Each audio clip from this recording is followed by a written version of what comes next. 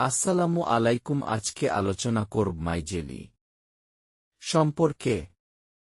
এটি তৈরি করেছেন শরীফ ফার্মাসিউটিক্যালস লিমিটেড। এটি কিভাবে ব্যবহার করবেন ও কেন ব্যবহার করবেন তা আজকে বিস্তারিত জানাব।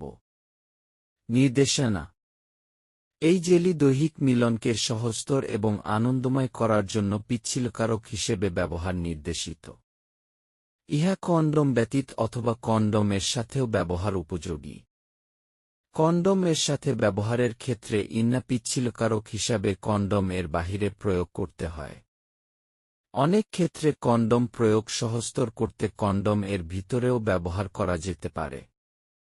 জেল কিভাবে ব্যবহার করব? আমার জেলির ইঙ্গিত 1125। এই ব্যক্তিগত লুব্রিকেন্ট নিরাপদে সরাসরি যৌনাঙ্গে বা ল্যাটেক্স কন্ডমে প্রয়োগ করা যেতে পারে। পণ্যটি ব্যবহার করার সুবিধার্থে কন্ডমের ভিতরে বা সহবাসের সময় তৈলাক্তকরণের জন্য বাইরে ব্যবহার করা যেতে পারে।